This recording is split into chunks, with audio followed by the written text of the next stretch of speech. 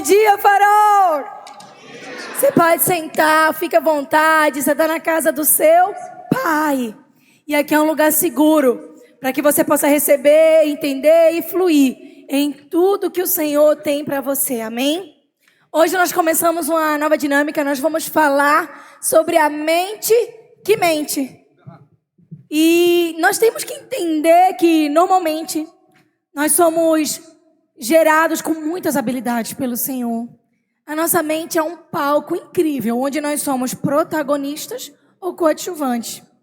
Às vezes o nosso maior conflito não é fora de nós, mas é aquilo que o que está fora gera dentro e o que dentro gera fora. Então, algo que é muito importante, em primeiro lugar, é entender que o que nós pensamos, nós sentimos. Você sabia que dentro do seu cérebro não tem como diferenciar o que você pensou do que você fez? Então, muitas vezes você pensa assim, nossa, eu estou cansado.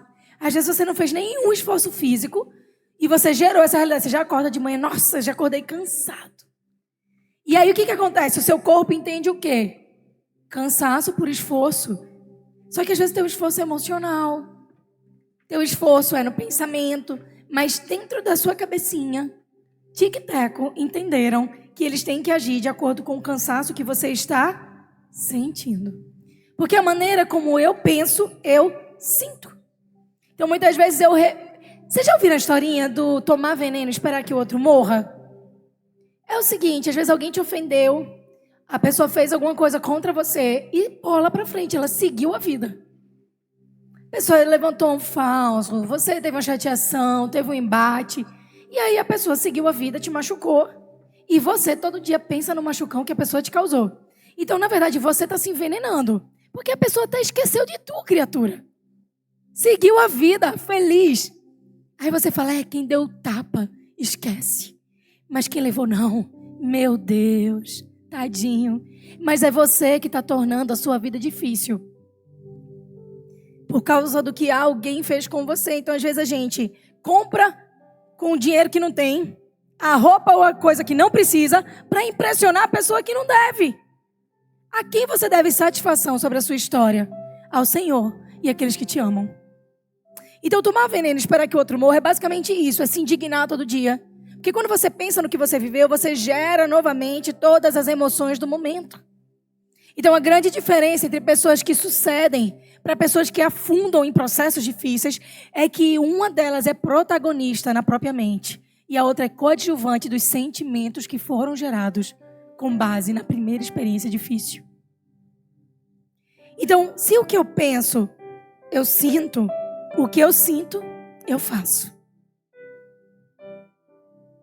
Você já conversou com alguém que estava muito preocupado com alguma coisa e a pessoa está com as sobrancelhas cerradas? E você sabe que a pessoa, apesar de estar calada, não está acontecendo nada, você entende que algo não vai bem? Algo não está bem. Esses dias eu estava contando uma história com intensidade, eu estava representando alguma coisa que eu assisti e explicando, então, não sei o que, eu estava contando uma história assim, a Alice chegou e por conta da cara que eu estava fazendo e contando aquela história incrível de uma descoberta arqueológica e pá, ela olhou para mim e fez, que foi, mamãe? E a gente começou a rir. Eu disse, nada, filha, eu estou contando para o papai uma história e a história é assim. E ela olhou para mim e fez igual o lobo mau. Igual o lobo mau. Porque na mente dela o que acontece? A intensidade que eu contava, que eu representava e que a minha expressão dizia, era um problema grande. Então ela me perguntou, o que está acontecendo? Quando ela viu que não estava acontecendo nenhum problema, ela ressaltou com a historinha que ela mais gosta, um conflito dentro da história, o lobo mau. O lobo mau. Então ela conseguiu entender que eu estava trazendo algo ali complexo, difícil. E aquela expressão estava dando um sinal, uma mensagem. Então, às vezes, você acha que você não está tendo nenhuma atitude, mas as suas expressões estão denunciando o conflito dentro da tua alma, que começou, às vezes, por um pensamento. Um pensamento que gerou um sentimento, que gerou uma atitude, que gerou um novo pensamento, que gerou um novo sentimento, que gerou uma nova atitude. E você foi entrando nesse looping complicado de sentimentos, emoções e pensamentos. E sem perceber, se tornou um cárcere na própria história. Você criou prisões com barras invisíveis. Elefantes tão grandes, minha gente, às vezes são contidos por uma cordinha amarrada na cadeira. Porque eles foram treinados no circo a isso. Eles esquecem a força que eles têm. Eles esquecem o tamanho que eles têm. Eles esquecem a capacidade que eles têm. Eles esquecem, inclusive, o som que eles são capazes de produzir. Porque eles foram doutrinados, desde pequenos, no circo, a obedecer uma corda amarrada na cadeira. Mas quando um deles se revolta, o estrago é grande.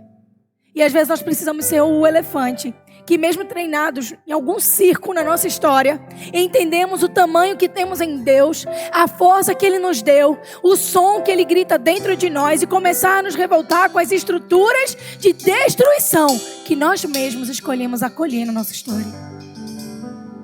Quando nós entendemos o poder que tem em nossa maneira de pensar, nós conseguimos viver e ser tudo aquilo que Deus tem para nós. A maioria das nossas cadeias, a maioria das nossas dores, elas estão guardadas aqui. Existem, inclusive, gente, padrões de doenças psíquicas e emocionais que são resultado de não ser donos do próprio padrão de pensamento. Então, às vezes, você está lutando para vencer uma ansiedade e você está lutando talvez da maneira errada. Você está lutando com a sua força. Você está lutando com um suporte que deve ser um auxílio e não a tua base. Você está lutando. Você está lutando com um pânico, você está lutando com a depressão, mas muitas vezes você só está lutando com as armas humanas. Você só está lutando com o que o mundo te oferece. Você está lutando com tudo que é um suporte, mas você não está lutando com aquilo que pode te dar vida, que é a presença e a palavra de Deus. Nós subestimamos o que a palavra de Deus e o que Deus pode fazer quando se trata da mente. Porque nós achamos que há um preconceito, mas nós somos os verdadeiros preconceituosos. Que nós aceitamos Deus para lidar com o nosso corpo. Nós aceitamos que Deus lide com as nossas finanças. Nós aceitamos que Deus restaure relacionamentos quebrados. Nós aceitamos que Deus faça milagres no ventre, milagres em vários lugares. Mas nós não deixamos muitas vezes Deus passear na nossa mente, porque nós já colocamos no papel um CID, assinamos embaixo e dissemos, não, é problema de cabeça. Eu quero te lembrar que o cabeça de tudo é Cristo. E se tem alguém que entende de cabeça, é aquele que gerou em você. Eis que sei que pensamentos eu tenho ao teu respeito. É o que a Bíblia diz. Ele é um Deus que pensa, gerou em você um pensamento e quer que o seu pensamento seja um instrumento e não uma prisão. E é isso que eu quero trabalhar com vocês nessa manhã, amém? Você pode não controlar as suas emoções muitas vezes. Porque apesar de você se comportar como alguém que está sob controle, muitas vezes aqui dentro você está desgovernado, não é verdade? Então você pode controlar externamente, você pode ficar bem comportada socialmente, e ainda assim dentro de você tem uma guerra acontecendo. Mas uma coisa você pode controlar, o padrão de pensamento. E você precisa controlar. Na questão de comportamento, gente, nada vai acontecer fora antes de acontecer dentro. E às vezes você está tentando mudar de fora para dentro. Aí você muda o jeito de vestir, você muda o jeito de falar, e quando você vê, você caiu de novo no padrão antigo. Por quê? Porque você mudou o comportamento, você não mexeu na sua essência. Você mexeu na estrutura visível, mas você não mexeu no lugar ainda que governa você. Aqui dentro. Aqui dentro. Então pare de ser servo da sua própria consciência. Às vezes você está servindo a nossa consciência. Eu acho que. Eu estou sentindo que. Eu penso que talvez. E aí você começa a servir aquilo. E idolatrar aquilo. Você serve às vezes o que pensam de você. Meu Deus. Estão achando que eu sou too much. Estão me achando fraco, estão me achando. E aí você começa a se ver conforme a pessoa vê você. Só que a Bíblia diz assim, como o homem se vê, assim ele o é. É por isso que nós ensinamos tanto aos pais e às mães. Cuidado com o que você fala para os seus filhos. Cuidado com o que você fala na presença dos seus filhos. Cuidado com como você conversa na frente de uma criança. Cuidado com a maneira como você ensina. Por quê? Porque a criança ela não tem o limite entre entender a realidade e a diferença do que o outro está falando. Ela vai desenvolvendo isso à medida que a maturidade vem chegando. Então o que acontece? Essa criança vai lá e ela pega tudo que o adulto diz como verdade. Então ela começa a se ver pela perspectiva do que falaram dela. E talvez isso aconteceu com você. Talvez um dia disseram pra você: essa criança é muito tímida. E você começou a dizer: nossa, eu sou tímida. E você foi crescendo dizendo a si mesmo: eu sou tímida, eu sou tímida, eu sou tímida. O que aconteceu? Você hoje é um adulto tímido. Não porque a natureza de Deus pra você é a timidez, mas porque você acreditou, porque assim como o homem o vê, assim o é. Então o que eu vejo e entendo ao meu respeito significa muito em como eu vou ser. Por isso que a Bíblia ensina: ao fraco diz eu sou forte. Porque eu preciso começar a me ver na realidade. Foi feito um estudo científico com 3 turmas de crianças. E separaram as crianças por nota. Pegaram a melhor turma e colocaram numa sala. Pegaram aquela galerinha do intermediário em outra e pegaram a pior turma. E separaram junto também. E o experimento era que os professores começassem a tratar a pior turma como a melhor turma. E os professores chegavam lá e diziam: parabéns, vocês são os alunos de melhor conhecimento na escola. Vocês têm a habilidade de aprender matérias que outras pessoas não têm. As notas de vocês vão ser as melhores, vocês vão passar nas melhores faculdades. Depois de 6 meses, pegaram aqueles alunos e os diplomas deles dos anos anteriores e começaram a ver que em 6 meses, a cada uma das 6 provas que eles fizeram de cada matéria, as notas deles foram aumentando, até a última prova, no último 6º mês, se equiparar à prova da turma número 1. Por quê? Porque mudou a maneira como falaram a eles que eles eram. Então eles mudaram o padrão de pensamento e eles começaram a dizer: nós somos os melhores. Eles começaram a acreditar. Mas antes eles eram aquele que diziam: de novo, nota baixa. Meu Deus, você não entende, você não aprende, criatura. Meu Deus, não, essa sala aí deixa pra lá, eles não querem nada. Eles mudaram o comportamento de acordo com o tratamento que receberam. Tem muita gente que se preocupa em mudar pessoas à sua volta e está tentando mudar as pessoas à sua volta por meio de palavras. Deixa eu te dizer, palavras são vazias. Atitudes é que é amor. Se você tem atitude, tem palavra, beleza. Mas se você só tem palavra, você precisa começar a andar na atitude. Porque às vezes você quer ver alguém mudando, mas você está lá: pelo amor de Deus, criatura. Quando você fala, a pessoa já está por ouvido. Porque dentro dela já aciona o cortisol, dizendo: fuga, fuga, fuga. Porque vai vir crítica, vai vir porrada, vai vir problema. Então a pessoa já fechou o coração para você. Agora experimente amar alguém sem lhe dizer nada. E você vai voltar para mim com o testemunho do que Deus pode fazer. Experimente. Experimente dizer a alguém que ela vai dar conta. Experimente dizer a alguém: você vai conseguir. Porque é assim que Deus trabalha comigo e com você. Muitas vezes nós trabalhamos na nossa própria carne. Nós ameaçamos pessoas com o inferno. Nós ameaçamos pessoas com problema e consequências. E nós não as abençoamos com palavras proféticas. Porque um homem e a mulher de Deus não vê as coisas como são. Eles veem as coisas como será. Então eles podem dizer a verdade enquanto profetizam sobre alguém. Porque é isso que Jesus faz, a palavra inteira comigo e com você. Então não me venha com padrões religiosos, culpando pessoas, machucando identidades. Me dizer que isso é porque eu sou crente é o jeito de Deus. O jeito de Deus não é esse jeito. O jeito de Deus é um amor limpo, é um amor lindo, é um amor que não prende, mas é um amor que abraça, é um amor que aponta, é um amor que corrige sem destruir, mas que abençoa e aponta.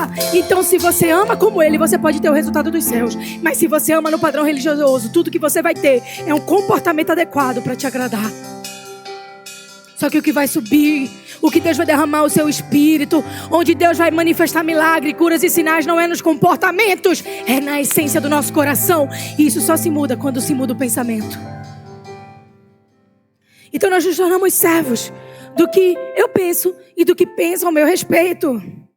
Só que a Bíblia diz que Deus, Ele não se confunde com o meu pensamento e o seu. A Bíblia diz que Ele tem um pensamento próprio. E esse pensamento não é influenciado pelo que falaram de você, pela última roda de conversa. Esse pensamento não é influenciado pelo que pensam, pelo que te catalogaram. Esse último pensamento de Deus sobre você não tem a ver com quão mal você pensa de si mesmo. O pensamento de Deus ao teu respeito é de bem e não de mal. Jeremias 29:11. E Ele vai te dar o fim que você aguarda, que você espera, que você tem expectativa, que você anseia. Se nós entendermos o padrão de Deus de pensamento, nós vamos começar a viver uma vida diferente. Nós vamos começar a ter dias melhores. nós vamos começar a ter resultados maiores. Porque nós estamos pensando no padrão de Deus pra gente. Quando nós somos carcereiros das nossas próprias ideias, nós ficamos dominados por elas. Você já viu uma pessoa com hiperfoco? Já ouviu falar dessa expressão hiperfoco? Quando a pessoa quer uma coisa de um jeito, de todo jeito, e não é necessariamente porque aquilo é bom, mas é porque ela botou na cabeça que ela tem que conseguir aquilo, porque ela prova isso ou para ela mesma ou para outra pessoa. Quantos adultos hoje são só crianças feridas que ouviram uma vez de um pai, de uma mãe, de um avô, de uma avó, de um tio: você não vai conseguir. E dentro deles, eles só querem esfregar na cara que conseguiram. Meu Deus, escravo de uma palavra dita 30, 40, 50 anos atrás, pela qual você continua vivendo, e é por isso que você ainda não vive o propósito de Deus. Algo que seria curado num minuto de: vem cá, o Senhor está dizendo hoje para você: você é aprovado, você é aprovada. Deixa eu te dizer, ainda que não tenham te dito, Ele te escolheu, Ele te gerou e Ele te desenhou para um propósito determinado. Você não precisa provar nada a ninguém, você é para Ele o que você nasceu para ser. Avance, porque nem tudo é resultado, porque nem sempre parar um retrocesso, às vezes continuar na direção errada, é que tem que dar uma volta mais longa em direção ao nosso destino. Deus não está em crise. Nem você deveria estar, porque Ele te disse que você deveria estar em Cristo. Você não deveria ter tanto medo, porque Ele continua no controle de tudo. Você não deveria querer tanto do seu jeito, porque Ele ainda tem uma melhor maneira. A maioria das nossas noias são frutos da nossa ansiedade por ter o controle de todas as coisas. Nós temos tanto medo de confiar, mas se nós confiássemos, nós estaríamos nos sentindo tão seguros. E aí, pessoas que vivem dominadas por esse padrão de pensamento, honrando só o que pensam, honrando o que os outros pensam, vivendo para corresponder a expectativas, elas vivem assim e depois se perguntam: por que as coisas não mudam? Por que isso não muda? Porque pessoas que não são curadas, elas continuam repetindo suas feridas. Escolhe ter uma ferida aberta e pôr o dedo nela consequentemente. Você pode passar anos com a mesma ferida aberta. Ela não vai curar, porque a cura envolve um processo. Nem todo mundo gosta do processo, porque o processo dói. Mas o processo que dói hoje, amanhã vai ser o motivo pelo qual outras pessoas vão crer que é possível Deus fazer. O que hoje te incomoda, um dia vai ser o lugar onde você foi curado. E você vai contar: até aqui me ajudou o Senhor. Quando você deixa Ele fechar o processo de dor, você deixa Ele abrir em você um palco para unção. Unção, gente, não se compra, não se vende no mercado. Unção, não tem como você ir no curso e dizer: gente, o Bill Johnson pode pôr a mão em você. Se você não está passando no seu processo com Deus, você não recebe a medida daquela pessoa. Você não recebe unção, porque unção é uma coisa que se transfere quando o vaso rachado foi remendado pela glória de Deus. E talvez te deram várias fórmulas e disseram a você: você pode viver isso, só alguém pôr as mãos na sua cabeça. Gente, pôr as mãos na cabeça no momento pode gerar um movimento. Você sabe a diferença de unção para mover? O mover é aquilo que acontece às vezes na unidade do corpo.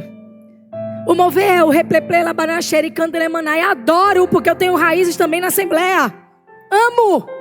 Igreja que trouxe avivamento para o Brasil. Se você escutar a história, você fica de boca aberto. O cara estava orando, Deus deu o nome de uma cidade, ele procurou no mapa e era no Brasil, e ele veio e montou a igreja. Sabe por quê, gente? Porque isso, quando Deus está fazendo uma coisa, Ele está fazendo por revelação e por unção, não por forçação. Tudo aquilo que eu forço é ruim. Tudo aquilo que eu forço, eu estou gerando na minha carne. E se eu gero na carne, eu tenho que dar conta na carne. Porque o que eu gero na carne, gente, é que nem academia. Para 3 meses para tu ver. Murchou. Por quê? Porque é fruto da carne, não é verdade? A academia é o único fruto da carne que a gente declara como santo. Que você vai, esmaga que cresce, não é verdade? Cresceu. Para um pouquinho, come errado, se entope de McDonald's, que eu adoro. come um docinho todo dia depois do almoço, tu vai ver a tua academia se vai ter resultado. Não, porque é na carne. E o que é na carne, você sustenta onde? Na carne. Todo dia você vai ter que ir, bater o seu cartãozinho lá. Dizem até que se não postar não faz resultado, né, minha gente? Tem que postar para fazer resultado. Um dia desse eu estava fazendo resultado, eu disse, amor, eu vou postar para ver se resolve. Então você tem lá, você está sustentando na carne. Aí então você para na carne, o que acontece? A carne enfraquece. Você quer viver sustentando a carne? Você quer viver com relacionamentos que você sustenta na carne? Você quer viver com chamado sustentado na carne? Você quer viver com um trabalho sustentado na carne? Porque isso é muito cansativo. Quem quer casar para sustentar na carne? Ninguém, meu amor. Porque tem dia que você está tão na carne que a carne não sustenta nada. Quem tem que sustentar é o Espírito. Você quer educar seus filhos na carne? Você não quer. Então deixe Deus gerar aquilo que você não pode gerar sozinho. E para Deus gerar, você precisa se deixar moldar. Você precisa se deixar ministrar. Você precisa se deixar tocar. Você se precisa deixar mover. Porque se você não fizer isso, você vai continuar lutando sozinho. Porque às vezes você diz até, eu sou servo de Deus. Mas é só um nome. Não é estilo de vida. Porque quando a sua mente é escrava de você mesmo e dos outros, é essas pessoas que você está servindo. O seu Deus é o seu pensamento, é o seu jeito. O seu Deus é o que os outros dizem sobre você. O seu Deus é como o irmão fulano ou cicrano te trata. O seu jeito é o seguinte, um acorda mal dentro de casa, fica todo mundo mal. Por quê? Porque está todo mundo servindo a ideia e a vontade do outro. Se um está mal, a Bíblia diz o quê? É bom um junto do outro, porque um diz ao outro, levanta-te, ser forte. Mas está todo mundo sendo servo das emoções alheias. Quando um tiver fraco, vai enfraquecer todo mundo dentro de casa. É a família da galinha. Tô fraco. O dia inteiro. Porque um afeta o outro. Porque ninguém ali está fundamentado e baseado em Deus. Um é servo da emoção do outro. Meu marido acordou mal, eu tenho que acordar melhor. Aleluia! Vamos que vamos, Deus vai fazer. Eu acordei mal, ele tem que acordar bem. Bora, levanta. Pega a Bíblia e reage, mulher. Põe uma roupa e vai na academia. Vai liberar a endorfina. Acordou a criança mal. Ai, meu dia vai acabar. Bora lá, meu amor, adora Jesus. Vamos lá. Sou um soldadinho de Jesus. Mas vamos. Cachorro acorda mal, põe a mão na cabeça. Sai em nome de Jesus. Alguém liga pra você da família, você não sabe como eu tô mal. Então deixa eu te dizer, a palavra diz que quando você tá fraca, que ele te faz forte. Vamos orar junto aqui. Aí você fica lá tentando aconselhar. Você é psicólogo dos outros. Olha, talvez as suas emoções. Não, meu amor. Vamos lá, eu não sei o que fazer não, mas a gente vai orar junto agora. Olha, vamos lá, vamos começar a orar comigo. Senhor, Tu és o pastor da minha amiga. Tu és aquele que passeia com ela ainda aqui no vale da sombra da morte. Eu sei, Deus, que ela não deve temer mal nenhum. Se não, você é o tipo de pessoa que é tão serva da emoção do outro, tem tanto medo de desagradar, se pedir pra orar, que a pessoa tá mal, liga pra você, você fica mal também. Aí você tá tão mal, que você olha pros seus filhos e deixa os seus filhos mal. Os meninos estão tão mal, que mete a mão no gato, no cachorro, no peixe. O cachorro, o gato e o peixe ficam mal também. Aí tá tão mal, que o marido quando chega em casa fica mal também. Aí tá tão mal, que vai na casa da mãe fazer uma visita e deixa a pobre da mãe mal. Aí a mãe ficou tão mal que deixou a outra amiga dela mal. Daqui a pouco a amiga ficou tão mal que ligou pro grupo de intercessão e disse: meu Deus, eu tô sentindo um ataque espiritual. Não, minha irmã, é emoção fora do lugar. Não é ataque nenhum. Glorifica. Porque não há encantamento que resista a Israel. É o que a Bíblia diz. Para de ter medo de encantamento e começa a encantar os ambientes com a glória de Deus. Olha o que tu pensa, porque o que tu pensa diz o que tu sente, e o que tu sente diz o que tu age. Vigia, terra. Vigia. Às vezes a nossa vida está complicada e difícil. Não é porque ela é tão complicada e difícil, é porque a gente tornou ela complicada. A gente teve medos, a gente teve sensações, a gente teve emoções. Aí depois que a gente teve um dia terrível, a gente lembrou que tinha que orar. Perdeu mais um dia. Você não viveu o dia que Deus tinha escrito para você. Porque a Bíblia diz que os pensamentos dele são de paz e não de mal. Ele não escreveu esse dia maldito. Você acabou deixando esse dia maldito acontecer. Porque serviu a si mesmo. Serviu ao pensamento dos outros. Mas não serviu à maneira de pensar de Cristo. Você quer viver bem? Quer viver dias felizes? Guarda a tua mente. Guarda a tua língua. Guarda as tuas emoções. Guarda. aprende a dominar da maneira de Deus. Dominar não é controlar. Dominar é submeter a Ele. E dizer, sim, Deus, por toda a minha vida, Senhor. Adore, adore. E nunca me canso. Posso ouvir.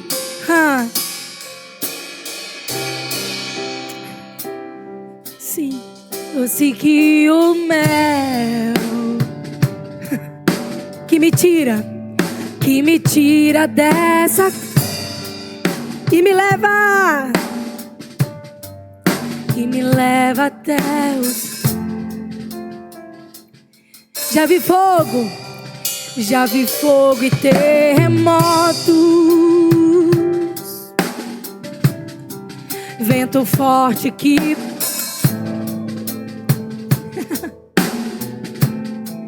já vivi tantos. Mas o que é que me acalma? Mas tua voz me acalmou. Toda ordem às estrelas e ao mar os seus limites. Se até Deus dá limite no mar, quem é você para não dar limite? Aonde que eu tô seguro?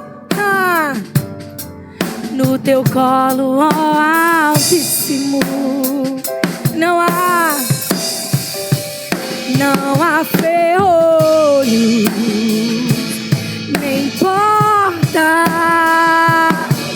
que se fechem diante da. Não há doença, nem culpa que fiquem de pé. E a tempestade se acalma. Não vou, pois sua palavra é pura, escudo para o. A palavra dele é escudo. A maneira de viver nele é escudo. Escudo é aquilo que no meio da guerra você coloca na sua frente e fica protegido. A palavra dele te dá garantias. Não há doença, não há ferrolhos, não há tempestade, não há nada que não se dobre a quem ele é. O problema é que você está se dobrando a deuses que criou. Você está se dobrando ao medo. Você está se dobrando à ansiedade. Você está se dobrando à última mentira. Você está se dobrando ao que pensam de você. Você está se dobrando à angústia. Você está se dobrando ao seu pensamento errado a seu respeito. Você está se dobrando ao que pensa errado do outro e está odiando o outro por uma suposição e não pela realidade. Você está se dobrando a tantas coisas que você ainda não pegou esse joelhinho, meu amor. Deu uma baixadinha e fez aleluia. Eu sei que estou seguro em ti. Tua vara e o teu cajado me consolam. Se o Senhor tiver que me alinhar, se o Senhor tiver que me ajustar, o Senhor vai fazer isso. Vai levantar amigos que me amam para me dar caminhos de vida e não de morte. Vai levantar gente para me corrigir em amor. Mas Deus, isso é só um ataque, uma guerra na minha mente. O Senhor é aquele que é escudo. Você é aquele que vai me levantar. O Senhor é aquele que vai calar minhas emoções. Porque afinal de contas, o Senhor pensa bem de mim. O Senhor conhece o meu coração. O Senhor conhece minhas motivações. Deus, você tem um plano que não pode ser vendido. Você tem um ideal sobre mim que não pode ser negociado. Eu nunca vi ninguém se ajoelhar e se levantar do mesmo jeito quando começou a oração. Eu já vi muita coisa, como diz a palavra, mas eu nunca vi um justo desamparado, nem a sua descendência a mendigar o pão. Gente, se tem coisa boa é viver Jesus de verdade. Se tem coisa boa é viver no mundo em caos e ainda assim dentro de você há o tipo de equilíbrio e vida que não se compra na farmácia, que não se negocia numa mesa, que não se vende numa assinatura. Tem coisa que é tão cara que nem dinheiro compra. Foi pago, já foi pago lá na cruz. Por que você está negociando o que não tem valor? Quando nós somos crianças, nós temos um pai, uma mãe, um responsável. E essas pessoas comandam os nossos sentidos. São pessoas que vão ser a voz de autoridade. E vão nos levar a agir, certo? Bora, tá na hora de acordar, vamos para a escola. Bora, tá na hora de comer, não vai comer doce. Bora. Não é verdade? Tem alguém que nos comandou na nossa infância. Tem alguém que foi uma voz de autoridade nos dando direcionamento, beleza? Tá na hora de dormir, tá na hora de acordar, vamos escovar o dente. Então isso foi criando em mim e você hábitos. Só que a gente chega na fase adulta, gente, e a gente agora é o responsável. É você que se comanda. Você é responsável por agir. Você já sabe que tem que acordar, já você nem quer levantar para trabalhar, mas você levanta, né? Porque você se comanda. Você é a voz interna que está se comandando. Mas nós esquecemos que se no mundo natural é assim, no mundo espiritual também. Existem momentos que nós somos comandados, ensinados por alguém mais maduro que a gente na caminhada. Mas chega um momento que nós começamos a ser responsáveis pela nossa rotina com Deus, pelo nosso relacionamento, pela moralidade, pela aliança espiritual que nós temos com o Senhor. Então, a voz de autoridade sobre a gente passa a ser essa voz interna do Espírito, trabalhando, dirigindo, coordenando, aliançando. E Deuteronômio 11:18 diz: gravem as minhas palavras no coração e na mente, amarre como sinal nas mãos e prendam na testa. O que a Bíblia está dizendo? Quando você se encarar a nível físico no espelho, tá na testa, você vai ver. Quando você for fazer alguma coisa, você usa as mãos para agir, para fazer, você vai ver. Tá amarrado. Quando você for pensar, tá gravada na mente, você vai lembrar. E quando você for sentir, tá gravado no coração, você vai alinhar. O que a Bíblia está dizendo aqui em Deuteronômio 11:18? Viva com a palavra de Deus na sua vida de uma maneira que tudo que você fizer, ela seja lembrada. Então, pensou, ela está gravada. Sentiu, ela está gravada. Se olhou no espelho, ela está gravada na testa. Vai fazer alguma coisa? As mãos têm uma lembrança lá. O que a Bíblia está nos ensinando? Que é uma maneira de viver com os pensamentos alinhados. E essa maneira de viver é com a palavra dele nos comandando. E sendo a voz que nos lembra as nossas responsabilidades emocionais e espirituais. Porque o caos, minha gente, é uma afronta a Deus. Tu sabia disso? Deus não está na desordem, na bagunça. Deus está no movimento. Deus está no mover. Mas Deus não está na bagunça. E aí eu volto para um ponto que eu deixei em aberto. A diferença de mover para a diferença de unção. O mover é o movimento, é aquilo que acontece na comunhão. É quando alguém é batizado, quando alguém fala em línguas. Pode ser na intimidade, pode ser na comunhão. O mover é quando Deus vem de uma maneira sobrenatural, no som, no toque. Nós estamos reunidos. O mover todo mundo sente. Mas a unção alguns recebem. O mover é onde todo mundo participa. Eu estava conversando com o Louvor esses dias. Qualquer coisa pode gerar um avivamento. Números não são avivamento. Ainda que o avivamento gere números. Sabe por quê? Eu vou pegar aqui um potinho de açúcar e vou espalhar no altar. Daqui a meia hora tem um avivamento de formiga. Tá tudo aqui junto comendo açúcar. Avivamento. Eu vou soltar um motoqueiro numa rua cheia de caramelo. Vai ser o motoqueiro vum, vum, e os caramelos. Avivamento canino.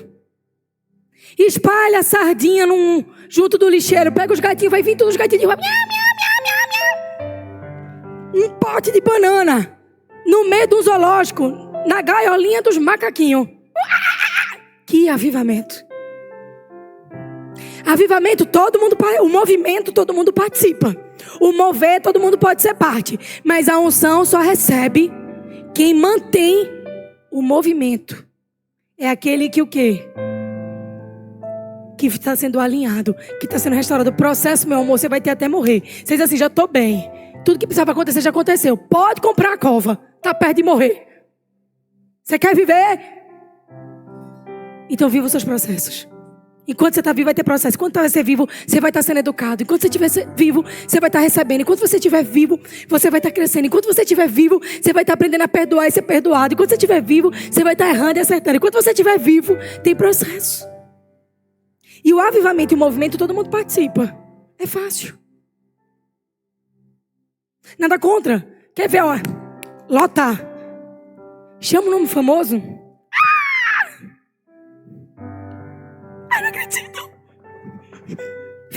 Senhor. Quer ver um avivamento? Pega uma celebridade dos teens. Na minha época era o show de Sandy Júnior. Era todo mundo, terrinha com cheiro de molhado, era um negócio sério. Então, o movimento, o mover, dá gato cachorro. O mover dá trigo dá joio. O mover dá todo mundo.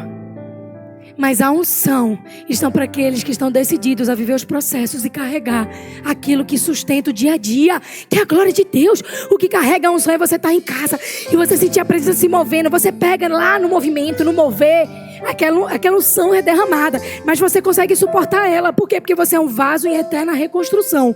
Então o vaso que está sendo moldado nas mãos do oleiro, ele suporta guardar mais coisas.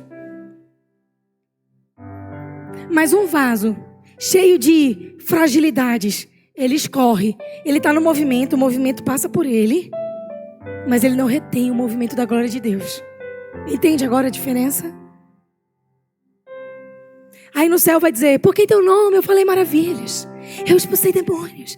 E ele diz o quê? Afasta-te de mim, porque eu nunca os conheci. Nós temos uma escolha de ser as formiguinhas no açúcar, os cachorros atrás do motoqueiro, os macacos procurando banana, os gatos na sardinha. Ou nós temos a escolha de ser moldados conforme a imagem e semelhança de Cristo. Nós temos a escolha de pensar o padrão dele. Nós temos a escolha de ser alinhados. Deus não está na desordem, no caos. Deus está no movimento, Deus está na unção, Deus está no falar em línguas, Deus está nos sons de diversos instrumentos, Deus está na dança, Deus está na cura, Deus está no milagre, Deus está nos sinais. Mas Deus não está nisso, quando por trás disso o que sustenta é o caos, é a desordem, é o desequilíbrio. Deus está nisso, passeando com aqueles que o buscam em espírito e em verdade. Deus está, toda vez que algo de Deus vem, que a unção vem, Ele põe ordem no caos, Ele põe ordem na mente, Ele põe ordem na bagunça. O negócio está tudo amontoado. Gente, a gente está em reforma. Quando a gente vê coisa amontoada aqui, a gente se desespera. Sabe por quê? Porque Deus não passeia na desordem.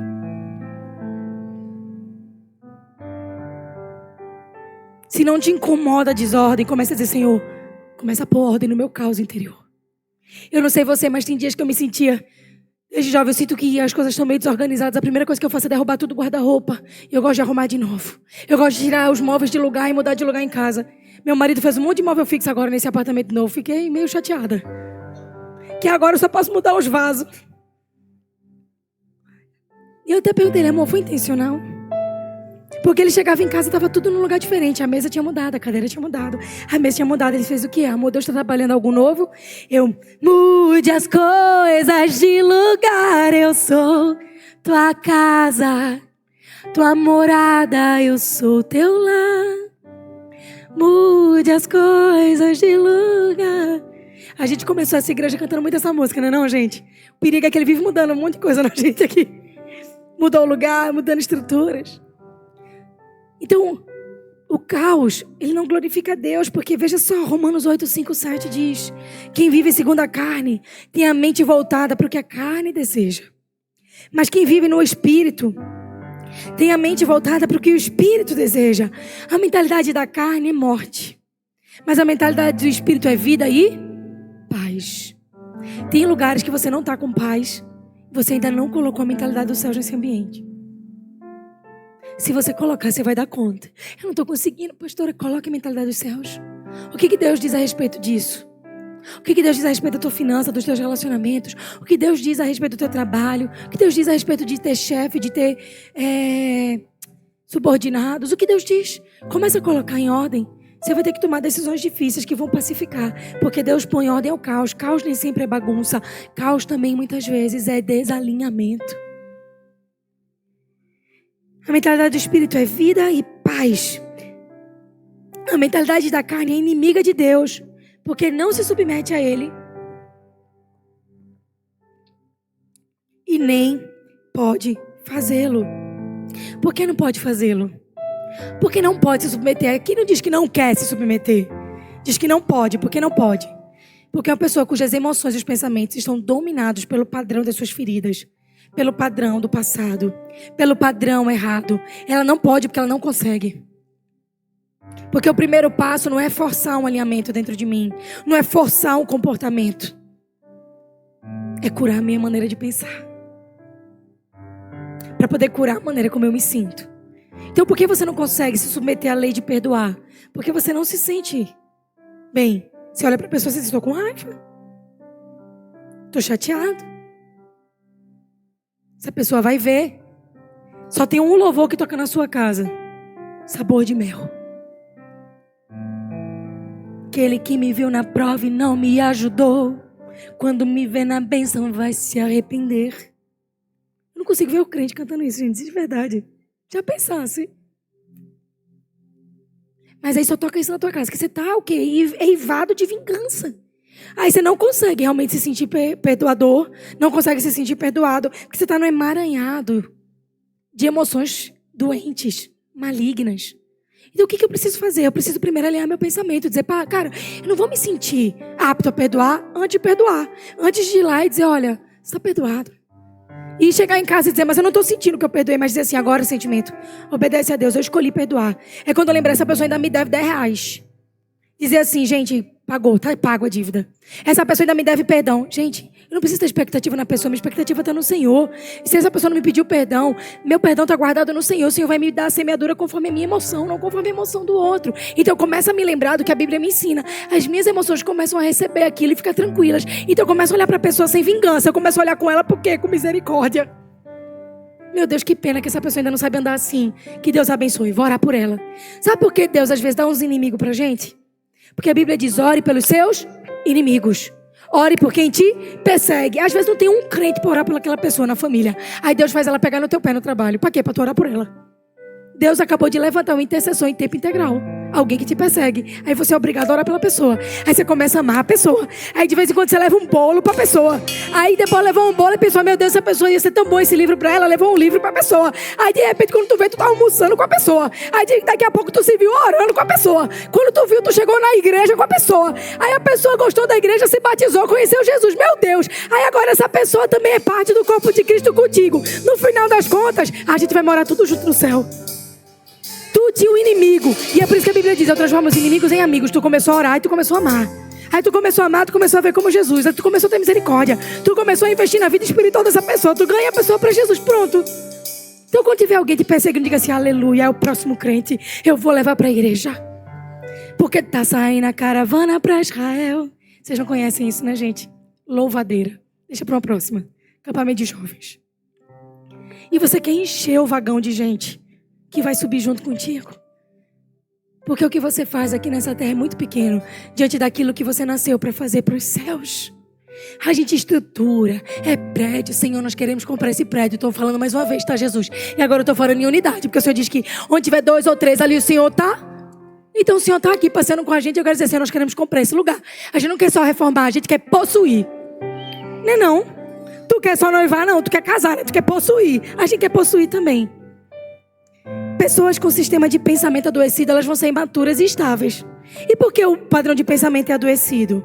Porque, gente, adrenalina vicia igual cocaína. Tu sabia? Eu nunca tive um vício na minha vida. Mentira. Cheio de adrenalina no corpo, fazer um exame de sangue, aí o negócio pipoca. O toxicológico emocional, ó. Não, que eu nunca fumei, nunca bebi, nunca... E aí, é viciado em adrenalina? É a nova pergunta do crente. Por quê? Porque a adrenalina, gente, ela vicia tanto quanto a cocaína. E ela normalmente ela é liberada desde a infância. Em ambientes de instabilidade, em ambientes de tensão, de briga, de problema. Então a adrenalina tá lá, tô aqui. Tá o tempo inteiro dando pra você o desejo de fuga. Aí quando você tá casado, você casa e briga, tem uma discussão. Tua primeira vontade é: eu quero sair daqui, quero fugir. Olha a adrenalina aí. Você não consegue concluir a conversa difícil porque você quer fugir. Porque não é porque você quer fugir da conversa, que você quer fugir da emoção que aquela conversa te provoca. A emoção, às vezes a conversa é calma, é tranquila, mas só por ter conflito, você liga o alerta. Você não consegue respirar, ter maturidade para falar, você quer fugir. Porque a sua mente e o seu sentimento está viciado em adrenalina. Aí a pessoa fica e cresce com estranhamento no ambiente de paz. Ela sempre cria um conflito, porque o corpo dela está viciado no desequilíbrio. Aí a pessoa botou um copo no lugar errado. Por que você botou esse copo aí? O lugar do copo era aqui. Tu tá bem, criatura? Não acredito. Não me respondeu. Liga pro pobre do marido. Tás aonde, amor? Tô no trânsito, querida. Buzina aí pra eu ouvir. Eita, controle. A pobre da mulher se arruma. Por que botou perfume? Botou perfume pra quem? A mulher não pode nem ser cheirosa. Ela não pode nem ficar cheirosa pra ela mesma. É pra ela ir pra Jesus, homem. Aí o filho, é aquele pai, aquela mãe, é tentando adrenalina, enfaixa o filho inteiro, coitado. Vai brincar, parece um bonequinho. Que não pode bater nada em lugar nenhum, não pode ter vida. Tá na igreja. Aí acorda no dia, tá tudo tão em paz, tudo tão bem, que a pessoa liga pro pastor, pra pastora. Olha, tô tão ofendido, vou sair da igreja. Por quê? Porque meu nome não foi citado no rodapé das pessoas que limparam a calçada e tirou a plantinha. Meu Deus. Tá namorando? Por que tu não me ligou hoje? Como te liguei hoje? Te dei bom dia. Passou o dia sem me ligar. Meu Deus, eu tava trabalhando. São pessoas que estão sempre constantemente adoecidas, porque elas sempre estão procurando um motivo para criar um grande conflito. Porque no grande conflito é o amigo conhecido, então ela se sente em paz. Porque ela precisa de um conflito, fazer as pazes para saber que está tudo bem. Ela precisa de uma declaração constante de amor, de um reforço constante. A palavra diz que o sanguessuga tem duas filhas, dá e dá. Pessoas instáveis emocionalmente e pessoas com vício em adrenalina. Elas são cansativas, porque elas sempre estão exigindo muitas coisas para poder se relacionar minimamente. Então, meu Deus do céu, chegou um membro novo na igreja, o pobre do pastor e a pastora saiu com o membro novo. Menino, você vai comigo.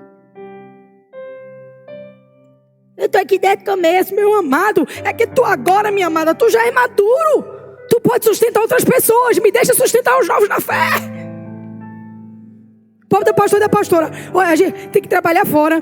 Tem que criar os filhos. Tem que ser casado. Tem que... E eu não tô reclamando, não, acho uma maravilha. Mas o que eu tô dizendo aqui não dá tempo. O dia tem 24 horas da gente também, rapaz. Às vezes nem no banheiro dá tempo de ir. Mas o que é aquilo? É a dor. É um ambiente estável que cresceu. É as dores de ter sido rejeitado, rejeitada. Aí tem uma amiga. A amiga não pode ter mais amiga nenhuma. Tu saiu com fulano e nem me avisou, né? Meu Deus. Que absurdo. Foram tomar cafezinha junta. Achei que tu era minha amiga. Rapaz, eu sou. Mas eu não sou tua escrava. Amigo, boa, né? Eu vi. Você foi no churrasco lá na casa de Thales. Só porque a esposa agora dele faz libra lá na frente do altar. Antigamente, né, Thales? Quando era eu e tu, né, Thales?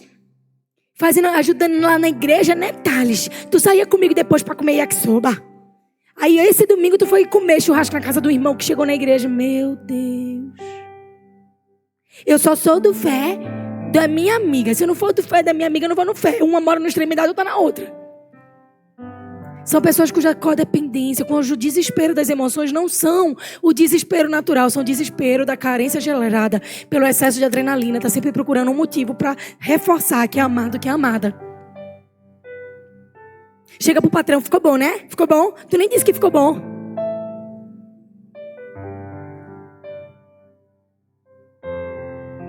São pessoas que estão sempre motivadas a saber como o outro se sente e não como o outro precisa ser e viver. Elas estão mais preocupadas com os sentimentos do que com o propósito. Tu quer uma chave para a tua vida? Teu propósito é mais importante que o teu sentimento. Tem hora que você vai continuar caminhando apesar do que você sente. Porque nesse momento você está alinhando a sua mente ao padrão de Cristo. Então você continua. Você continua. Porque parece mesmo que não vai chegar algumas promessas. Mas quando elas chegam, elas vêm cumprindo um rodo de coisas que o Senhor falou. Mas tem gente que só vai receber quando permanece. Porque, gente, um cogumelozinho, um funguinho, para nascer uns 30 dias tá lá prontinho. Champignon. Tu gosta de champignon? 30 dias para crescer o champignon. Mas tu quer ser um cavalo de justiça? Só de raiz é uns 3 anos para baixo. Porque primeiro Deus precisa fortalecer a estrutura antes de fazer surgir uma árvore de 10, 15 metros. Ele precisa fortalecer ali embaixo para ela suportar os ventos e permanecer firme. Então esse processo envolve uma mudança de pensamento, porque envolve uma mudança de comportamento, de emoção. Envolve a mudança da maneira de você falar, de você sentir. Se Deus está te sacudindo na maneira que você pensa, não tenha medo. Deus quer te levar para um novo nível. Deus tem algo poderoso para você. Fazer essas denúncias aqui para mim é só um meio de chegar pegar no teu coração e te dizer: o que Deus tem para você é tão grande, que você não deveria negociar pelo que você viveu no passado. Você não pode morar no seu passado. Não faça isso. Não faça isso, senão você não vai ter bons relacionamentos. Senão você não vai ter um propósito com clareza e definição. Senão você vai entrar em crise o tempo inteiro. Senão você vai dificultar as coisas na sua vida e na vida dos outros. Talvez o seu padrão de pensamento e o seu padrão de alma está viciado. Está viciado nessa adrenalina. Está viciado em problema. Está viciado em conflito para se sentir amado. Está viciado em instabilidade. Mas você tem uma chave para mudar isso. E essa chave o Senhor já disponibilizou. A palavra nos ensina em Tiago 1:6-8. Peça com fé, sem duvidar. Pois aquele que duvida é como a onda do mar. Ela é levada e agitada pelo vento. Não pense que essa pessoa receberá algo de Deus. Pois tem uma mente dividida e é instável em tudo que faz.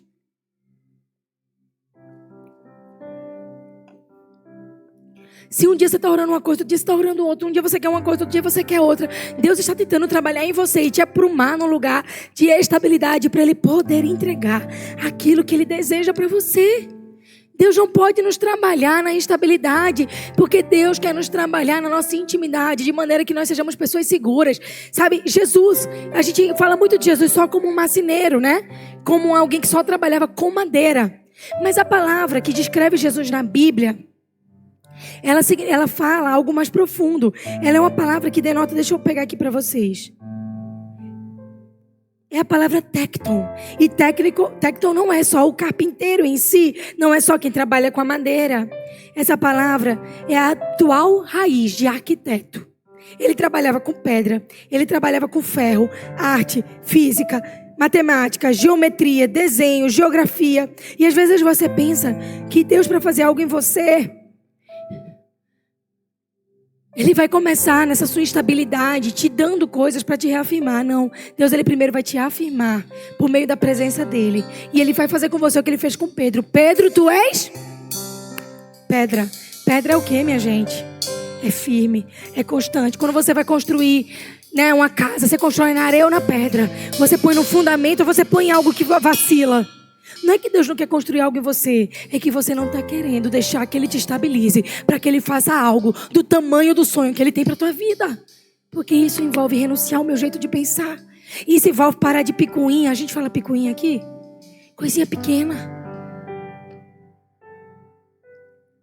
A pastora Fátima lá em Recife, eu me ria muito com ela. Porque ela dizia assim: irmã. Ela chegava para as irmãs: irmã, que é isso? Para com isso. Isso é sentimento de tutano. Tu já viu o tutano, aquela carninha no meio? É o âmago da gordura, da carne, do excesso. Aquilo é forte para fazer um pirão, para levantar você de uma gripe forte. Mas quem é que diz assim: hoje eu quero meu prato, eu vou comer uma semana de tutano? Meu irmão, tu não quer. Um negócio desse esquisito. Não quero.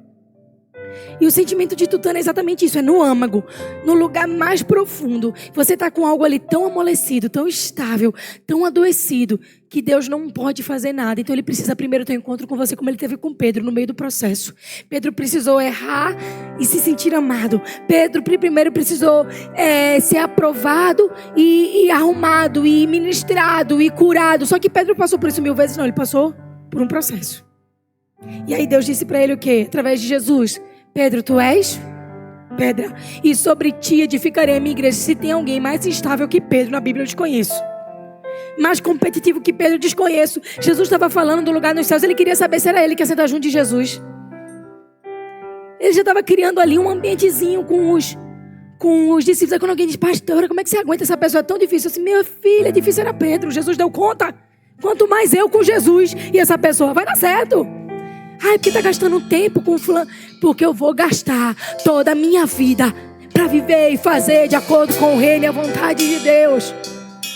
Atendo de madrugada. Porque de madrugada Jesus subia no monte e orar. E Ele me dá graça para ser como Ele. E nós vamos avançar. Não tem ninguém tão difícil que Deus não possa fazer. Então você olha para vocês e diz: meu Deus, eu estou muito complicado.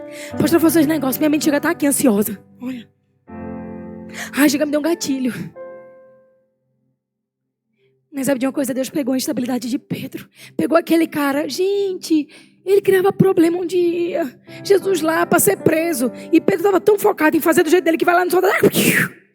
Jesus teve que fazer milagre enquanto ia preso por conta de Pedro. Era Jesus dizendo: Pai, pelo amor de Deus, Pedro, deixa eu cumprir o propósito aqui, não dificulta não, irmão. Mas foi sobre esse homem complicado, difícil, instável anteriormente. Tanto que não é Pedro que ensina o povo a ser estável, é Tiago.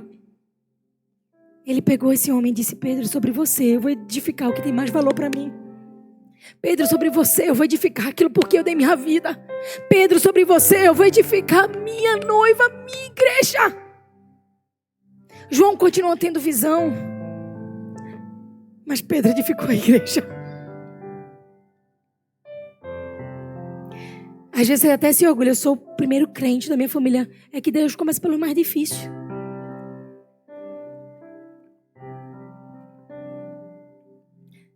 Quando Deus tem um grande chamado com a gente,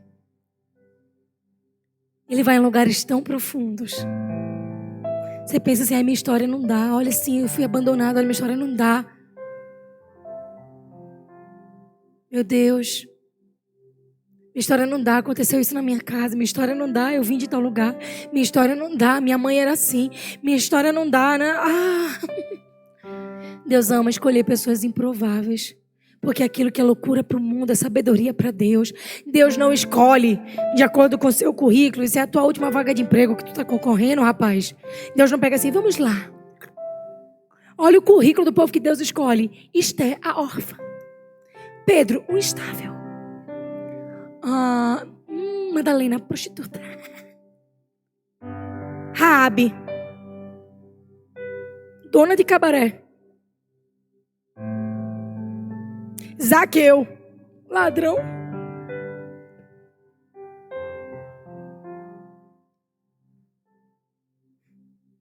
Aí você tá aí: eu acho que Deus não pode fazer nada comigo. Aí você tá escravo da tua mente. Tua mente tá dizendo: você não dá. Tu não sabe como teu pai e tua mãe morreu. Tu não dá. Tu não sabe que na tua família teve gente preta. Tu não dá. Paulo, gente, matador de crente.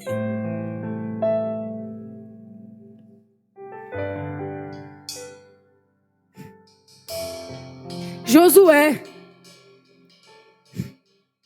Gideão, frouxo, medroso. Davi,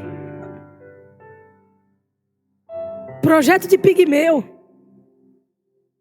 esquecido, rejeitado.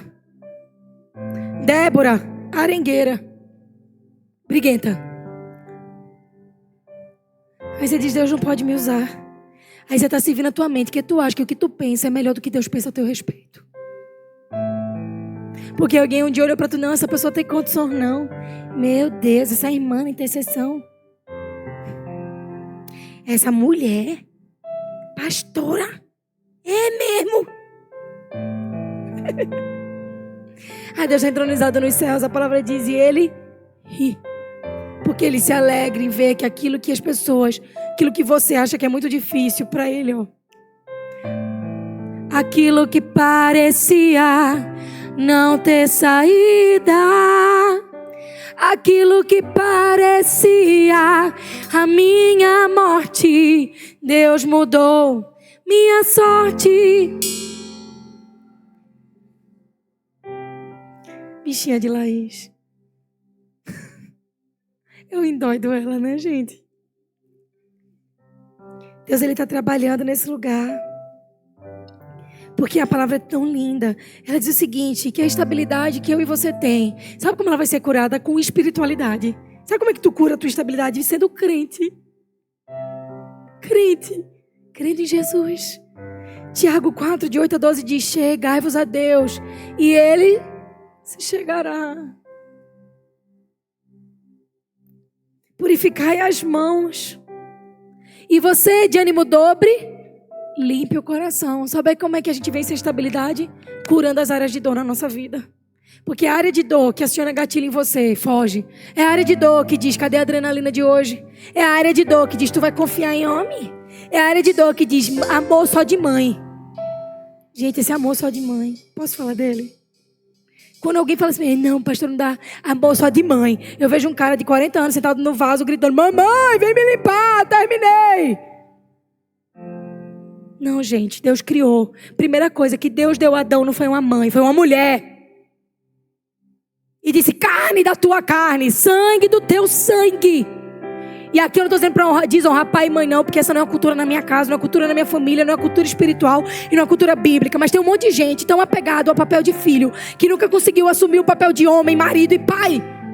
Se você ainda é filho, no sentido de a sua figura principal, sua identidade principal, seus filhos estão órfãos, meu querido. E se não tem um pai ali, e se não entra Deus, e se não entra você, é uma capa de orfandade para o inimigo roubar o destino e a história deles. Então, em primeiro lugar, é o amor que Deus te confia, o amor por Ele, é amor pelo propósito dEle, é amor pela mulher que Deus te deu.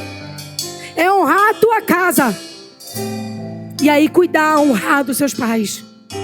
Cuidado com as predisposições, porque uma mocinha passou na tua vida e arruinou teu coração, tu não foi curado em Deus e agora vive se vingando nas outras mulheres, machucando outros destinos, e fica aí que nem um ermitão solitário, usando calça de salaminho ensacado e dizendo que é amor só de mãe.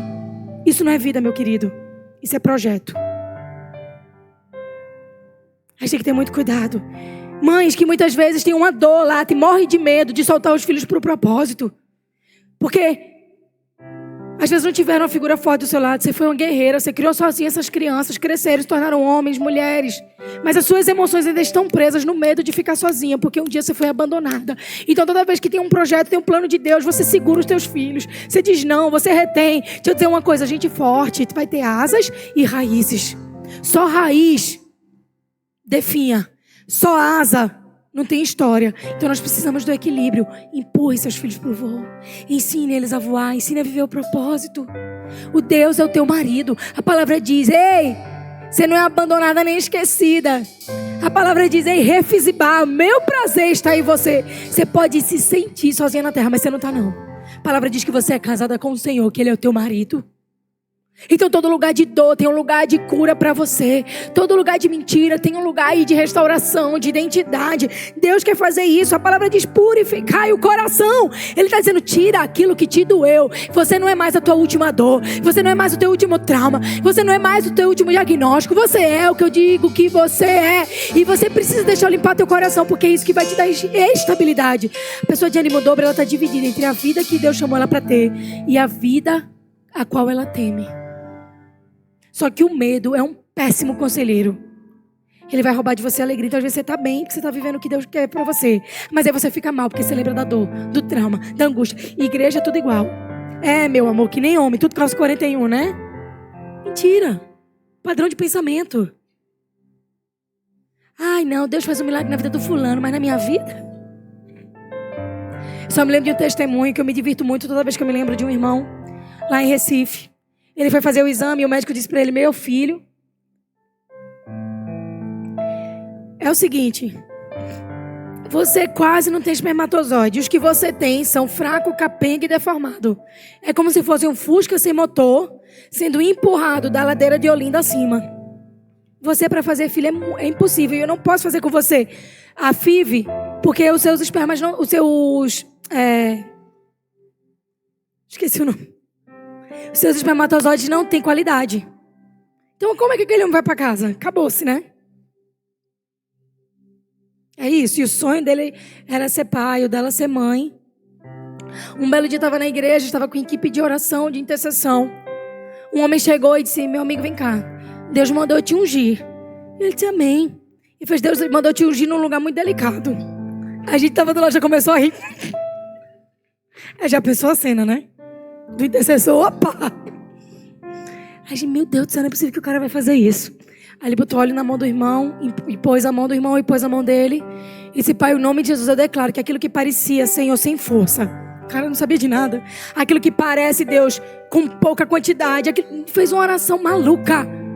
Gente, faz sentido isso? O homem chega de fora, põe óleo na tua mão, põe tua mão lá, põe a mão dele em cima da tua mão, começa a orar, sacudir o negócio e dizer aleluia, glória a Deus, o fogo, amém. O irmão foi para casa. Minha gente, vocês acham chocante? Jesus curou o cego como? Um pouquinho de barro. Pronto. Às vezes Deus precisa quebrar a tua intelectualidade, porque na tua cabeça tu criou um padrão de como Deus tem que fazer, como é que tem que ser. Às vezes tu colocou assim, não, Deus só pode fazer um milagre desse jeito, Deus só pode me tocar daquele jeito. Cadê os impossíveis de Deus? Cadê as coisas loucas desse mundo? Cadê aquilo que parece improvável? Cara, o cara nunca te viu, sabe que esse teu negócio não funciona direito aí, falta número, falta quantidade, falta força. Peraí, a maior revelação já veio.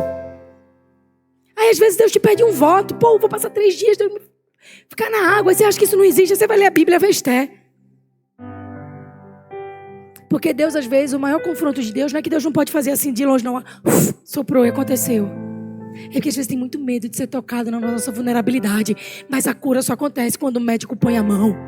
Tem lugar que ele tem que pôr a mão. Tem que lugar que a saliva de Jesus tinha que cuspir mesmo e passar no olho do camarada. Tinha lugar que a mulher com fluxo de sangue que não parava precisava só tocar na orla do manto. Apenas um toque. Apenas um. Tem hora que um ventre estéril tem que tomar vida de repente, porque Deus quer que ela seja mãe de nações. Porque Ana não podia ter filho na Bíblia. Aí o que aconteceu? Ela precisou subir chorando, tão desesperada, que até o pastor daquela época achou que ela estava embriagada. Ô mulher, tu está embriagada, vê que homem com discernimento espiritual. Deus de vez em quando usa umas portas na nossa vida para ter certeza que é Ele que fez. Assim, não, eu só estou desesperada. E aquela mulher gera Samuel, que vai ser o novo sacerdote e profeta daquela nação. Deus não estava preocupado em dar um filho para Ana. Deus estava preparando em Ana a mulher que poderia dar a luz para o sacerdote de uma nação. E é por isso que Ele formou nela o tempo de esterilidade e transformou ela em alguém com vida, porque Deus precisava formar nela a característica necessária para vir um homem que ia confrontar realidades espirituais diferentes. E aquele homem foi para casa e o moço disse para ele, olha, Deus me falou que Ele entrou com cura na tua vida. Foi para casa, a vida que segue. 2 meses depois, a mulher aparece com positivo. Só que minha gente, ela não ficou grávida de 1 não, ela ficou grávida de 2. E aí eles acharam que Deus tinha feito um milagre. 2 anos depois, a irmã achou que o milagre era só para aquela estação. Ela engravidou de novo. 3. Essa não é possível. Tudo menino. Quem é pai e mãe de menino sabe que o negócio é mais intenso, né? Era Deus dizendo assim para ela, tá vendo? Tu não queria, criatura? 1 ano e meio depois, gol de novo. 4 meninos. Aí ele vai, vou fazer vasectomia. Porque quando Deus faz o milagre, gente, Ele não encerra o milagre. Ele continua dando a porção de cada estação. Então um negócio que não funcionava, não fazia menino, não tinha quantidade, ficou tão fértil que teve que amarrar. Porque Deus fez. Deus fez. E esse não é um testemunho que acontece. Gente, eu conheço tanto que eu penso assim, gente, Deus é muito massa, né? Ele é muito divertido, porque Ele está sempre fazendo coisas que alguém disse assim, não pode. A sensação que eu tenho é que às vezes Deus espera o médico dizer não. Aí Ele olha lá do céu e faz, sim. Ele espera alguém dizer, perdeu. Aí Ele diz, vai ganhar, eu vou virar a mesa. Aí a pessoa diz, eu não quero mais, eu desisto. E Ele está lá do céu, quem mandou largar a rede? Quem mandou você parar? Volta para o mar alto, no lugar da tua vergonha, eu vou te honrar. Aí você diz, Deus me tira daqui, a vergonha foi tão grande, eu quero te honrar nesse lugar. Quero dizer, no lugar da vergonha que você sofreu, você exultará em dupla honra. Chega alguém para mim assim, não! Deus me dá às vezes as visões abertas, e tem coisa que eu digo assim, Senhor, me cala, Senhor. Me cala, porque senão eu me precipito. As pessoas chegam, meu colo é tão grande. Ai, travou tudo, minhas finanças, não sei o quê. Aí eu só vejo Deus assim, dizendo, cara, eu chamei essa pessoa com som de prosperidade. Eu estou esperando ela virar a chave da confiança, porque eu quero derramar a chave do favor. E eu já vejo Deus fazendo os negócios assim, eu fico olhando pra mim, finança, Cheguei, meu Deus, meu casamento é tão difícil. Tá dizendo pra mim, eu tenho aí um líder, uma líder, que vai ser instrumento de cura, que vai ter um testemunho de restauração. Porque eu não quero restaurar o casamento, eu quero restaurar eles. E eles restaurados restauram o casamento. Vê que coisa. E Deus está me dizendo, eu vou usar eles. No lugar da tua dor, Deus está fechando a ferida e está abrindo um púlpito. Mas a maneira como você pensa vai determinar a maneira como você vive. O ânimo dobro, ele vai requerer limpeza de sentimento, que precisa de uma limpeza no teu pensamento. Ai meu Deus, é tudo complicado, é tudo difícil. Não, eu estou vivendo uma nova história. Deus tem um novo tempo, uma nova estação para mim. O meu casamento, a minha paternidade, a minha maternidade não precisa ser aquilo que eu vi, que eu vivenciei. Eu posso viver o padrão de Deus. Ah, meu Deus, esse abuso, essa dor. Ei, você não é o que te fizeram. Você é o que você faz com o que te fizeram. Então arranca essa dor do peito e diz: eu sou uma voz que diz, Ele pode fazer. Eu sou uma voz que diz, é a maneira como eu penso, eu vivo o que Ele tem pra mim. Eu sou quem Deus diz que eu sou. A gente fica amarrado nos nossos túmulos. E a gente fica andando com lembranças dos nossos túmulos. É como se a gente tivesse umas cinzas da nossa última perda, da nossa última morte, na nossa história, e a gente colocasse num colar. Saem com cinzas pro meio da rua. E Deus nunca mandou você carregar a sua dor como um amuleto. Deus mandou você deixar as coisas que para trás ficam. Seguir para o alvo, para a soberana vocação de Cristo Jesus. Você perdeu alguém que você amava muito. Deixa eu te dizer uma coisa, você agora tem um papel crucial. Você vai viver por você e por ela o propósito de Deus. Você vai gerar vida da tua dor.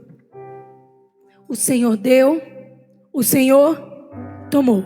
Bendito seja o nome do Senhor. Deus nos empresta relacionamentos. Deus nos empresta. Eu sei que meus filhos são emprestados, eu tenho um monte de cuidado com eles.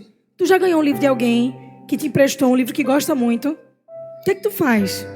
Tu tem o maior cuidado, né? Só a gente mala que devolve aquele livro riscado com orelha. Eu tenho ciúme dos meus livros. Quando eu empresto, eu já falo: sangue de Cristo tem poder. Guarda, Senhor, conserva, livra do mal.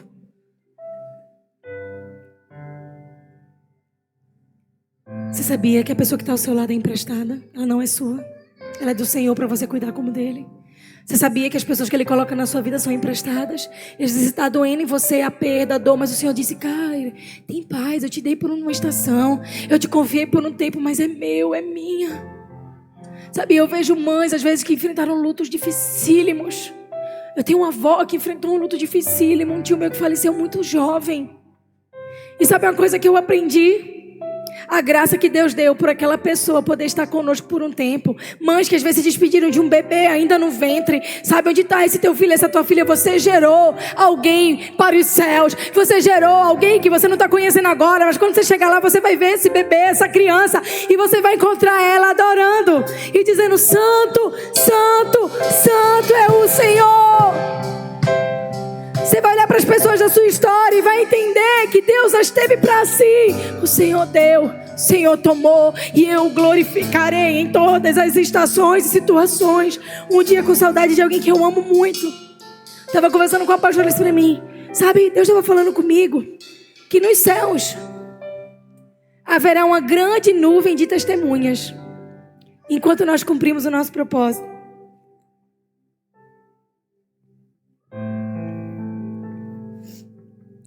E ela disse assim para mim: um dia as pessoas que a gente se despediu e a gente não viu viverem determinados processos conosco, a gente vai encontrar elas nos céus, mas elas vão saber toda a história que a gente construiu com Deus, porque elas são as testemunhas a quem Jesus conta a respeito do que está fazendo em nossas vidas.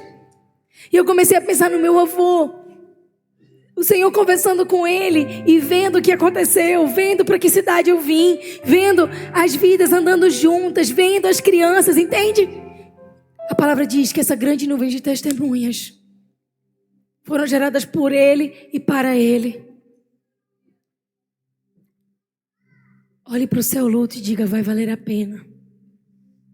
Vai valer a pena. A mente é o lugar onde nós vamos ganhar ou perder as batalhas. Antes de concluir, eu quero até aproveitar, Jonatas não está aqui, ele está ministrando na ICGEC. E vai ter algumas reuniões, né, de alguns ministérios hoje à tarde. Nós vamos fazer um churrasco juntos e eu vou aproveitar para a gente fazer um aniversário surpresa para ele. Que agora é dia 26 de abril, mas a gente vai estar viajando por conta de um prêmio da empresa que ele ganhou. a gente não deu conta de sair, de avisar tudo. A gente saiu espalhando e pedindo um que avisa o outro.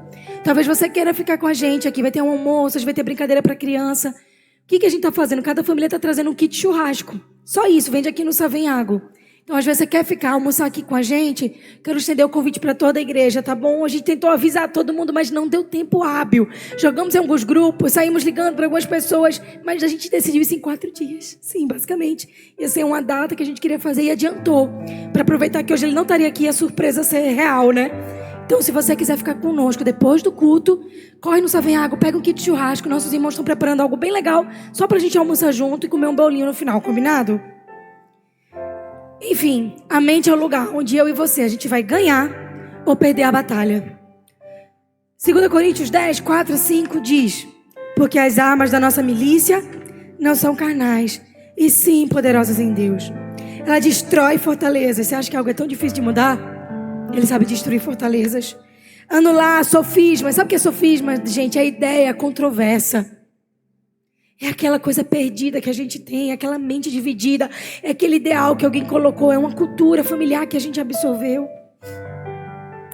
E toda altivez que se levante contra o conhecimento de Deus, levando cativo todo pensamento à obediência de Cristo. Deixa eu dizer uma coisa, tem pensamento que você só precisa colocar sobre a obediência de Cristo. A palavra não te deixa sozinho em nenhum lugar de necessidade, dor, medo ou angústia que você enfrenta.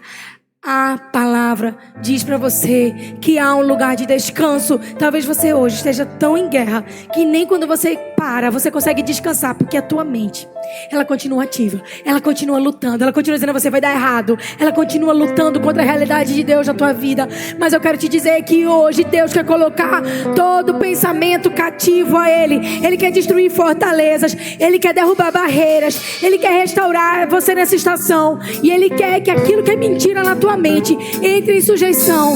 O inimigo mente para você que a tua perda foi para destruição, e Deus diz: a perda foi parte do meu propósito. O inimigo diz para você: não vai dar certo nunca, vai acabar. E o Senhor está dizendo para você: ei, eu estou começando um capítulo novo na tua história.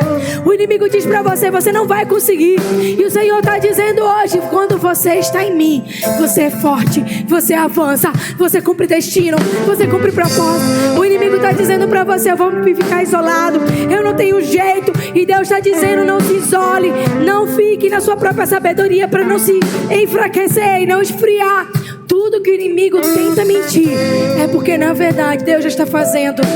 O inimigo diz para você: as pessoas são muito complicadas, as pessoas te machucam. O inimigo só quer usar pessoas para te ferir, porque ele está imitando Deus, que na verdade levanta pessoas para ser instrumento de cura na nossa vida, para ser instrumento de restauração. O inimigo quer que você conforme: ai, casamento é assim mesmo. Mentira! A palavra diz que um homem e uma mulher representam Deus e a igreja, o noivo e a noiva, o cuidado, a soberania, a restauração. O inimigo diz: você perdeu esses filhos, você perdeu essas crianças. E Deus está dizendo para você: os filhos do homem e da mulher de Deus são como flecha na aljava, que no tempo certo são lançados para o propósito. O tempo inteiro o inimigo está fazendo barulho, e você tem que começar a dizer: ei, que poluição sonora é essa? Eu sei o que o Senhor diz ao meu respeito. Eu sei quem Deus é. Eu sei o que Ele pensa sobre mim.